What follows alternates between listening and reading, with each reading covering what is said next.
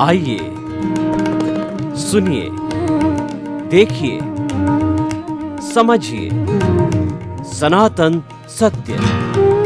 जैसी दृष्टि वैसी सृष्टि, दृष्टि विज्ञान। कुदरत, कुदरती रचना एवं कुदरत के कानून से शाश्वत सुख की प्राप्ति।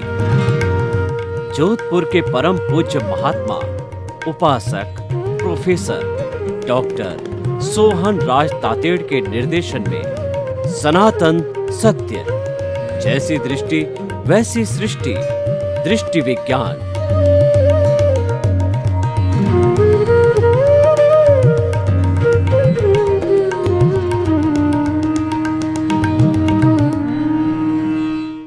स्वामी जी, आप अध्यात्म विज्ञान की बात करते हैं, कुदरत की रचना और कुदरत के कानून की बात करते हैं, लेकिन समाज किधर जा रहा है? समाज का खा खा खींचूं और न्यूज़पेपर को पास बैठूं लेकर के, या टीवी मीडिया, प्रिंट मीडिया, किसी को भी, और सामान्य घरों की बातचीत की बात करें, मित्र यार दोस्तों की बात करें, तो क्या हो रहा है? घृणा, हिंसा, आपाधापी, रेप, करप्शन, स्वार्थ, नेगेटिव थिंकिंग। ऐसा लगता है कि क्या हो गया है। यानी प्रकृति माँ ने जो है पॉजिटिव जो एनर्जी जो मिला करती थी आज से 25-50 साल पहले, वो देना बंद कर दिया। वो बेचारी करे क्या, क्योंकि सारी नेगेटिविटी इकट्ठी हो गई, वही तो घूम फिर करके हमारे दिमाग के अंदर आती है। तो ऐसा पजल का और ऐसा माहौल बन गया है कि उसको देख करके व्यक्ति जो है, वो ज्ञान लिया हुआ व्यक्ति बड़ा पजल में रहता है। हालांकि वो अपनी मस्ती मस्त रहता है, वो दुनिया की चिंता नहीं करता है, लेकिन फिर भी आपको तो जगत कल्याण करना है, लोगों को सुधारना है, लोगों के जीवन को सुधारना, तभी अध्यात्म विज्ञान सफल हो गया। तो कृपया ये जो वर्तमान का सिनेरियो अध्यात्म विज्ञान की दृष्टि से, मैं सामाजिक दृष्टि से आप बताइए कि व्यक्तिगत दृष्टि से तो ठीक है, व्यक्ति ज्ञान लेगा, सोचेगा, करेगा, लेकिन हमको एक समाज का भी सिद्धांत, समाज का भी नज़रिया सामने रखना पड़ेगा कि लोगों के गले उतरे, समझ में आवे, इसका पालन करें मोटे मोटे तौर पे। तो कृपया बताइए। बस, जय सच्चिदानंद। बात सही है कि आम लोगों को ये विज्ञान इतना समझ में नहीं आता है, और आसानी से, क्योंकि उसके पुण्य नहीं है तो मिलता भी नहीं है। मगर उसका कारण क्या है, हम पहले कारण ढूंढेंगे। हमको इसके लिए टेंशन करने की जरूरत नहीं है, मगर कारण ढूंढकर उपाय करना अच्छा रहेगा। इनका कारण क्या है? आम आदमी क्यों ये विज्ञान न प्राप्त कर सकता है, न समझ सकता है, न उपयोग कर सकता है, न अनुभव कर सकता है? कलयुग का मतलब ही है नेचर को छोड़ना। कलयुग का मतलब ही है नेचर की वैल्यू कम करना। कलयुग का मतलब ही है भौतिक चीज़ों की वैल्यू करना। कलयुग का मतलब ही है प्रकृति और साधन, संपत्ति, संबंध और सत्ता की वैल्यू करना। कलयुग का मतलब ही है इंस्ट्रूमेंट की वैल्यू करना, जीवित व्यक्ति की नहीं। ये कलयुग के लक्षण हैं, और इसीलिए ये कलयुग के अंदर आसानी से लोग ऐसी बातें न समझ सकते हैं, न सुन सकते हैं, न प्राप्त कर सकते हैं। क्योंकि मैंने कहा कि कुदरत से छूट गए।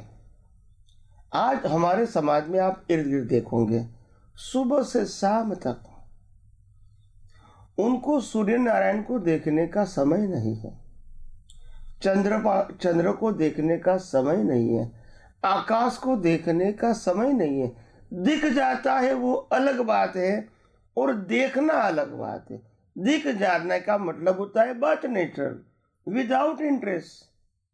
देखने का मतलब होता है with intention and with interest. नदी जिसके आधार से हमारा जीवन है, पहले वैल्यू करते थे, आज बहुत कम हो गई। हवा, जिस हवा से हमारा जीवन चलता है, इसको पॉल्यूटेड करना हमारे लिए अच्छा नहीं है, मगर हम वैल्यू नहीं करते। पानी की वैल्यू नहीं करते, हम कूड़ा कचरा डालते रहते हैं। वनस्पति, उसमें भी भेड़-सेड़ करते हैं, दवाइयां छांटते हैं। ऐसे करते करते करते इंसान इतना गिर गया, नेचुरलिटी भूल गया। एक समंदर के पास बैठकर जो आनंद लेना, एक नदी के पास बैठकर आनंद लेना, एक चंद्रमा को और स्टार को देख के आनंद लेना, जंगलों में जाके आनंद लेना, पहाड़ों के ऊपर जाके आनंद लेना, नेचुरल। कोई बुद्धि की जरूरत नहीं है, कोई मन की जरूरत नहीं है, कोई धर्म संप्रदाय की जरूरत नहीं है, कोई गुरु भगवान की जरूरत नहीं है। कुदरत के पास सब कुछ है, क्योंकि कुदरत खुद सहज है और उनके साथ का जो अटैचमेंट है वो भी आपको सहज बनाता है। मगर आम इंसान को मालूम नहीं है कि साहजिकता वो पावर है। आम इंसान को ऐसा लगता है स्पेशलिटी वो पावर है। या तो मेरे पास बहुत पैसा होना चाहिए, या तो मेरे पास बहुत डिग्री बड़ी होनी चाहिए, या तो मेरी पोस्ट बड़ी होनी चाहिए, या तो मेरा पॉलिटिकल पावर बहुत बड़ा होना चाहिए, या तो मेरा रूप बड़ा होना चाहिए, या तो मेरे पास संपत्ति, साधन, गोल्ड, सिल्वर, डायमंड ज़्यादा होना चाहिए, बहुत होना चाहिए, या तो मेरे पास इंस्ट्रूमेंट बहुत होने चाहिए। तो मेरी पहचान ये है। अगर ऐसी चीज़ों के साथ आप जुड़ जाओगे तो वो तो जड़ है, वो सहज नहीं है। और हमारी दृष्टि भी और सोच भी जड़ बन जाती है। इसमें फ्लेक्सिबिलिटी कम रहती है। और आज धीरे धीरे खास करके युवान युवतियां जो 25-30 साल के अंदर है, 35 साल के अंदर है, वो ज़्यादातर फ्लेक्सिबल कम होती जाती है। क्यों? क्योंकि ज़्यादातर समय मोबाइल के ऊपर, कंप्यूटर के ऊपर, लैपटॉप के ऊपर, टीवी के ऊपर, व्हीकल्स के ऊपर और जड़ मशीनों का ऑपरेशन में ही चला जाता है। तो उनकी दृष्टि भी जड़ जैसे बन जाती है और जड़ के अंदर फ्लेक्सिबिलिटी नहीं होती है। नेचर क्या है? नेचर हमेशा फ्लेक्सिबल है। आप नदी को देखेंगे तो नदी ये कहेंगी, हमको मैसेज देगी कि मैं पहाड़ों में से निकलती, कूदती, उछलती आती हूँ, धरती पे मैं ड्राइव करती हूँ और मेरा जो पानी है वो बहुत सारे वनस्पतियों से, ऑक्सीजन से मिला हुआ है। जिसको पीना है वो पी सकते हैं। मैं उसका मालिक भी नहीं बनूंगा। मैं ऐसा नहीं कहूँगा कि मैं उसका मालिक हूँ। जिसको पीना है वो पी सकते हैं और नहीं पीना है तो मैं तो समंदर में विलीन हो जाऊंगी। यही मेरा साहजिक स्वभाव है। पानी ये नहीं कहेंगी कि मेरा वैल्यू कितना है, मेरे बिना आप नहीं जी सकते।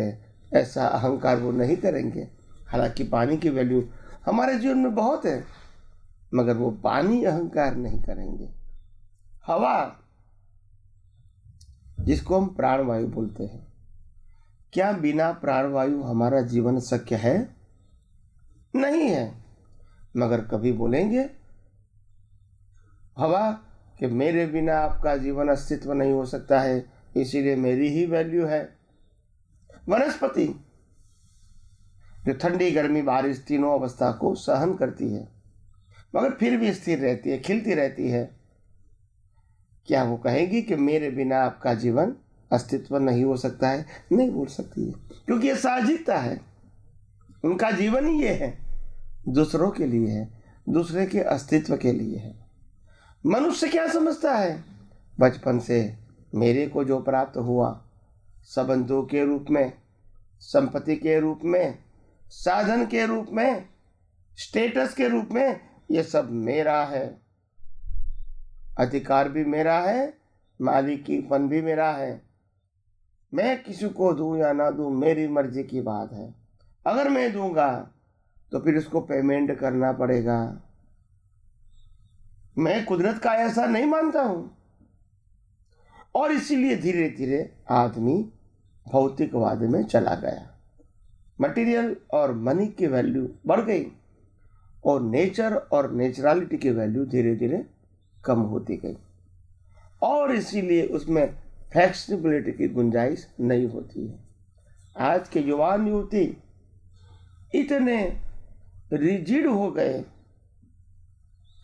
कि अगर उनके जीवन में जिस प्रकार से वो फ्लो हो रहा है उसमें अगर बम्प हेड आ जाए, अवरोध आ जाए और उसको दिशा मोड़ना पड़े तो उसको लगता है मैं मर जाऊं वो अच्छा है।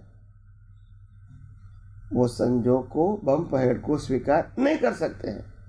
हमारे समाज में हमने देखा है आज के युवान युवती अगर नौकरी चले जाते हैं सुसाइड कर लेते हैं, बिजनेस नहीं चलता है सुसाइड कर लेते हैं, परीक्षा में फेल होते हैं, डिग्री में सुसाइड करने का सोचते हैं, लग्न में फेल होते हैं, यानी दोनों का आपस में मानसिक तनाव बढ़ जाता है।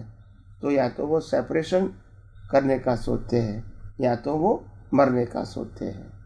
हर बातों में ऐसा, माँ बाप का वो सुन नहीं पाते हैं, टीचर के कड़काई को वो सहन नहीं कर पाते हैं बच्चे, और बॉस होता है, गुरु होता है, उनके मार्गदर्शन को भी वो स्वीकार नहीं कर पाता है क्योंकि फ्लेक्सिबल नहीं है। तो इसीलिए कुदरत के साथ रहना, उसके अलावा फ्लेक्सिबल होना संभव नहीं है। और मैं कहता हूँ आध्यात्म विज्ञान उसमें आपको बहुत बड़ा सहयोग करता है, क्योंकि हर अवस्था जो कुदरत की है उनको कुदरती रचना के रूप में ही देखो। चाहे अपना मन वचन काया हो, चाहे मन वचन काया की अवस्था हो, और 5 इंद्रियों से अनुभव में आती हुई दूसरे मन वचन काया और ये दुनिया की अवस्था, इनको कुदरती रचना के रूप में देखो, क्योंकि कुदरत ही तो सहज है। ये प्रकृति कहोगे या ये प्रकृति कहोगे, सूर्य, चंद्र, तारा, ग्रह, नक्षत्र, बढ़ती ओट, समंदर, नदी, पहाड़, जंगल, वो भी तो प्रकृति है। और ये मन वचन काया भी क्या है? प्रकृति है। मगर वो प्रकृति सहज है, ये प्रकृति सहज नहीं है, क्योंकि ये कर्मों के फल स्वरूप है। और बाकी की जो प्रकृति है, दिन रात, ठंडी गर्मी बारिश, बढ़ती ओट, नदी को बहना और समंदर में मिल जाना, जंगले बनना, पहाड़े बनना, ये कॉज इफेक्ट के अधीन नहीं है, ये कुदरती कानून के अधीन है और सहज हो। इसीलिए आध्यात्म विज्ञान बताता है जो भी व्यक्ति को आध्यात्म के मार्ग में आगे बढ़ना है इनको साहजिक बनना पड़ेगा। और साहजिक बनने का मतलब होता है जितना कुदरत के साथ रहेगा और जितनी बार अवस्थाओं को कुदरती रचना के रूप में देखेगा, कुदरती कानून के रूप में देखेगा, कुदरत के 6 तत्वों के रूप में देखेगा, अपने आप वो सहज हो जाएंगे। और जब कुदरत की बात आएगी, सभी अवस्थाओं को जब कुदरती रचना के रूप में देखेगा तो उनको मालूम भी है कि मैं मन वचन काया और कुदरती कानून से मुक्त ऐसा शुद्ध आत्मा हूँ। बच्चों का जो वर्तमान में जो सिनेरियो चल रहा है, हालांकि माता पिता की भी उसके अंदर मैं गलती मानता हूँ, क्योंकि बच्चे आज संस्कारित क्यों नहीं हो रहे हैं कि माता पिता स्वयं संस्कारित नहीं हैं। वो आशा तो कर रहे हैं बच्चों से कि वो संस्कारी बने और खुद वो आपस में लड़ते हैं। खुद जो है सारा समय जो मोबाइल पे लगाते हैं, बच्चों को प्रेम प्यार उस पर ध्यान नहीं देते, संभालते नहीं। लेकिन फिर भी चलिए उसको हम थोड़ा अलग रखते हैं। तो आप अध्यात्म विज्ञान की दृष्टि से जो नई पौध है जिसके अंदर बाल्यावस्था है, किशोर अवस्था है, तो उस अवस्था को कैसे सुदृढ़ बनाया जा सकता है, बहुत सरल तरीके से उनको भी अध्यात्म विज्ञान बताइए। आध्यात्म विज्ञान पूरी सृष्टि को वास्तविक दृष्टि से बदलना चाहते हैं। और ये वास्तविक दृष्टि है कि हर इंसान को पहले ये समझना चाहिए कि ये मन वचन काया से बना हुआ जो मेरा स्वरूप है और मन वचन काया से चलता हुआ मेरा जो जीवन है और मन वचन काया से जुड़ी हुई साधन संपत्ति सत्ता और साधनों की अवस्थाएं हैं, ये अवस्था को हमको सबको आज नहीं तो कल कुदरती रचना के रूप में देखना पड़ेगा, मानना पड़ेगा, समझना पड़ेगा। क्योंकि ये जो हमारे भारतवर्ष के अंदर पहले संस्कार थे, अतिथि देवो भव, यानी हम अननोन पर्सन को वेलकम करके इनको खाने पीने रहने की सुविधा देकर इनको आगे जाने की सहायता भी करते थे। ये हमारी भारतीय संस्कृति थी। उस समय हमारी सोच अपने मन वचन काया तक सीमित नहीं थी, स्वार्थी नहीं थी और ज्यादा से ज्यादा संपत्ति प्राप्त करना, सत्ता प्राप्त करना, लक्ष्मी प्राप्त करना, साधन प्राप्त करना, भौतिकता प्राप्त करना वो नहीं था। उस समय वैल्यू थी प्रेम, मैत्री, करुणा, हेल्प, किसी को हेल्प करना, किसी के लिए सोचना, किसी को कोई भी प्रकार की सहायता करना, कोई भी प्रकार की, ये हमारे मानव जीवन का उस समय लक्ष्य था। और इस समय हिंदुस्तान के अंदर लोगों के अंदर मानवता काफी हद तक बहुत हाई लेवल की थी और इसीलिए अभी जितने इंस्ट्रूमेंट हमारे पास है, जितनी फैसिलिटीज हमारे पास है, जितने खाने का साधन हमारे पास है, जितनी सुविधाओं घर से लेके, इंस्ट्रूमेंट से लेके, ट्रांसपोर्टेशन से लेके, जितने रास्ते से लेके, हॉस्पिटल से लेके, स्कूल कॉलेज से लेके हमारे पास जो सुविधाएं हैं, ट्रेन, प्लेन, बस, car, two wheelers, three wheelers, four wheelers, ये सुविधा पहले आज से कम 100, 200, 300 साल पहले नहीं थी। मगर आज से भी ज्यादा उस समय लोग सुखी थे, physically and mentally plus economically. क्योंकि हर व्यक्ति सुबह से लेकर शाम तक वो काम करते रहती थी और काम ही उनका मंत्र था। अपने आप स्वास्थ्य अच्छा हो जाता था और काम में मन लगाने से अपना मन इधर उधर घूमता नहीं था और इसलिए उसका मनोबल भी मजबूत था। दूसरी बात, जीवन जीने की जो आवश्यकता थी वो इतनी कम थी ताकि वो कम साधन में भी दूसरे को हेल्प करने के लिए सोचते थे, अपने स्वार्थ के लिए नहीं सोचते थे। और इसीलिए उस समय के इंसान हर समय सुखी, आनंद, फिजिकली कहो, मेंटली कहो, इकोनॉमिकली कहो, वो फील करता था। आज क्या हो गया, इतने सारे साधन होने के बावजूद, इतनी सारी संपत्ति होने के बावजूद, इतनी घर में फैसिलिटीज होने के बावजूद, इतने ट्रांसपोर्टेशन के साधन इजीली अवेलेबल होने के बावजूद, इतनी पढ़ाई लिखाई और पैसा मिलने के बावजूद भी आज इंसान सुखी नहीं है। न फिजिकली सुखी है, अनफिट है, न मेंटली सुखी है, कंफ्यूज है, न इकोनॉमिकली सुखी है, इच्छाएं बहुत है। अभी आप देखो, प्रश्न दृष्टि का है, प्रश्न साधन का नहीं है। प्रश्न सोच का है, प्रश्न अवस्था का नहीं है। मगर ये पूरी रिवॉल्यूशन जो हुई, क्यों हुई? क्योंकि आज सेंटर के अंदर हर व्यक्ति के जीवन में लक्ष्मी और स्टेटस सेंटर में आ गया। पहले सेंटर में था मानवता, प्रेम, मैत्री, करुणा और काम करना, कम से कम साधनों से जीना, तो लोग सुखी थे। तो कहने का मतलब यह है, हमको सोच बदलनी पड़ेगी। संजोग तो वही के वही रहेंगे, साधन भी वही के वही रहेंगे, संपत्ति भी वही की वही रहेंगी, एजुकेशन भी वही का वही रहेगा। हमको ही अपनी दृष्टि बदलनी पड़ेगी। कैसे बदली जाएगी? हमको अपने आवश्यकता को बहुत लिमिटेड बनाना पड़ेगा, अपनी जरूरत को कम करना पड़ेगा, एक दूसरे के लिए हेल्प के लिए सोचना पड़ेगा, और अपने जीवन को भौतिकता से नापना नहीं चाहिए। हमारा कैरेक्टर क्या है, हमारी क्वालिटीज क्या है, हम कैसे स्वस्थ जीवन जी सकते हैं, पर काम करके, हेल्प करके, यही हमारी सोच हमको बदलनी पड़ेगी। आज क्या करते हैं?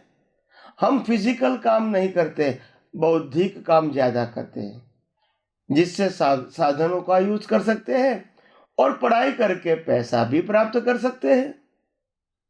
मगर जिंदे व्यक्तियों के साथ एडजस्ट होने की कला धीरे धीरे लुप्त हो गई। आज घर के अंदर 2 व्यक्ति है, उसमें भी क्लेश, फिर 2 बच्चे आते हैं, इससे और क्लेश बढ़ जाता है।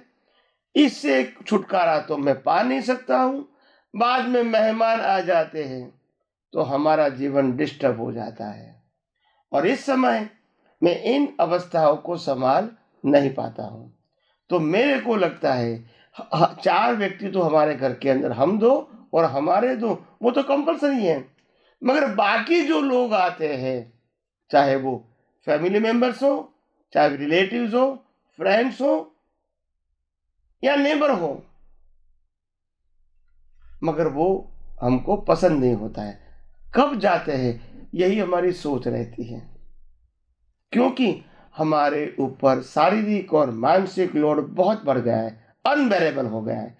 और आज हर इंसान, पढ़ा लिखा इंसान, अड़पन इंसान, मैरिज वाला, अनमैरिज वाला, बच्चे वाला, बिना बच्चे वाला, बिजनेस करता है, नौकरी करता है, साधु है, संसारी है, सब लोग कंफ्यूज है, क्योंकि उनको मालूम नहीं है कि जीवन की कीमत क्या है। अवर शरीर जो है वो इंस्ट्रूमेंट है, शरीर हम नहीं है। जैसे कार इंस्ट्रूमेंट है जो ट्रांसपोर्टेशन में काम आती है, जो पैसा इंस्ट्रूमेंट है, संसार की हर चीज इसको हम खरीद पाते हैं। मकान है इंस्ट्रूमेंट जिसमें हम रह पाते हैं। ऐसे शरीर इंस्ट्रूमेंट है जिससे हम कर्मों के भुगतान कर पाते हैं, और जैसे कर्म खत्म हो जाएंगे इंस्ट्रूमेंट को जला दिया जाएगा। हम नहीं जलने वाले हैं। अगर हम जलेंगे तो पुनर्जन्म कैसे होगा? फिर नेक्स्ट बर्थ में कर्मों के भुगतान कैसे करेंगे? तो शरीर को हम इंस्ट्रूमेंट नहीं मानते हैं, शरीर को हम मानते हैं, मैं हूं मानते हैं। कार को इंस्ट्रूमेंट मानते हैं, मकान को इंस्ट्रूमेंट मानते हैं, साधनों को इंस्ट्रूमेंट मानते हैं, पैसे को भी इंस्ट्रूमेंट मानते हैं।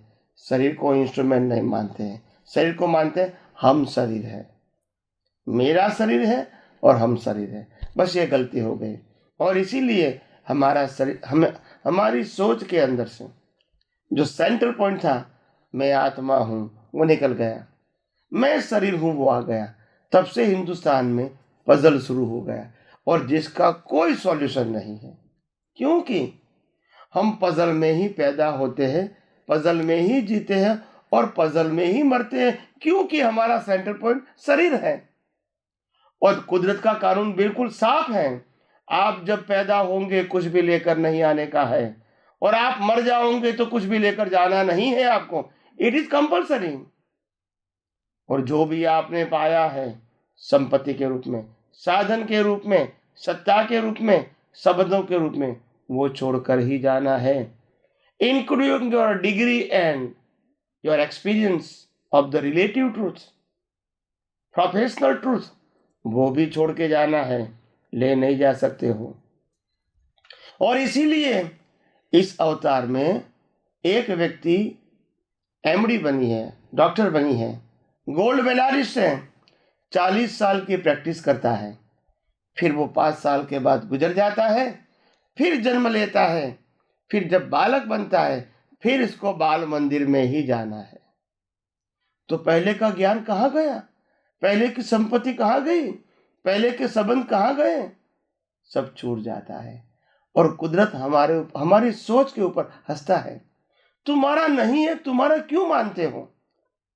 ये शरीर जो पंचभूत से बना है वो भी तो हमारा है, कुदरत कहता है। और आपको जो जीवित रखते हैं, हवा पानी खून, वो भी तो हमारा है, कुदरत कहता है। और कर्मों के भुगतान के हर संजोग वो भी कुदरत देता है हमको नहीं मालूम कल क्या होने वाला है, थोड़े समय के बाद क्या होने वाला है। तो हमारी दृष्टि, सोच, समझ बदलनी पड़ेगी अगर हमको वास्तव में सच्चा सुख प्राप्त करना है, सच्ची मानवता प्राप्त करनी है, सच्चा प्रेम प्राप्त करना है, सच्चा स्वास्थ्य प्राप्त करना है, हमारी कैरेक्टर को अच्छा बनाना है, हमारी सोच को दिव्य बनाना है और हम खुद एक महान पुरुष की तरह अंदर से जिए, बाहर से नहीं, जो बाहर के संजोग के अधीन है, ऐसा नहीं। अंदर की संपत्ति, अंदर का कैरेक्टर, अंदर का अनुभव, अंदर का ज्ञान, उसकी वैल्यू करेंगे तो मैं समझता हूँ हिंदुस्तान को बदलना, हिंदुस्तान के लोगों को बदलना और उसके माध्यम से पूरे विश्व को बदलना आसान नहीं है।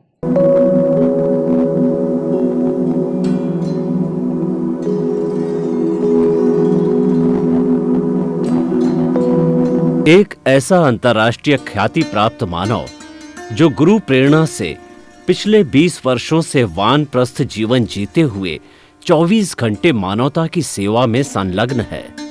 एक ऐसा मानव जो अभी राष्ट्रीय, अंतर्राष्ट्रीय टीवी चैनलों पर 7,500 एपिसोड के माध्यम से सनातन सत्य, आत्मविज्ञान एवं पुनरुत्थान, व्यवहार एवं निश्चय जगत के जीवनोपयोगी विषयों पर हृदय स्पर्शी प्रवचन कर चुका है। उस मानव का नाम है महात्मा उपासक प्रोफेसर डॉक्टर सोहन राज तातेड़। प्रोफेसर तातेड़ द्वारा योग, दर्शन, शिक्षा विषयों पर रचित पीएचडी स्तर के 250 शोध ग्रंथ भारत के 100 प्रतिष्ठित विश्वविद्यालयों में शोधार्थी पढ़ रहे हैं तथा वे सभी शोध ग्रंथ वहां की सेंट्रल लाइब्रेरियों में उपलब्ध हैं।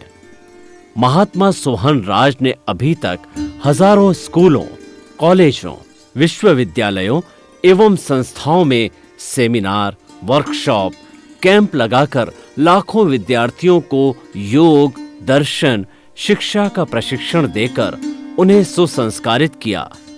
डॉक्टर तातेड़ ने भारतीय संस्कृति उत्थान के 4000 से अधिक समसामयिक विषयों पर आर्टिकल लिखकर ऑनलाइन जर्नल, पत्रिकाओं, वेबसाइट्स पर प्रकाशित किया, जिसका उपयोग लाखों पाठक कर रहे हैं। उपासक तातेड़ के 5000 से अधिक आज का सुविचार, आज का शुभ संदेश, आज का मंगल भावना योग आदि चिंतन websites, Twitter, blogger, Facebook, YouTube माध्यमों से लाखों लोग अपना जीवन निर्माण कर रहे हैं। मानवता के मसीहा ऐसे महामानव महात्मा सोहन राज तातेड़ के प्रोफाइल को अभी तक विश्व के 20 लाख दर्शक यूट्यूब पर, 12 लाख गूगल पर एवं लाखों दर्शक फेसबुक, ब्लॉगर, ट्विटर और इंस्टाग्राम पर देख चुके हैं।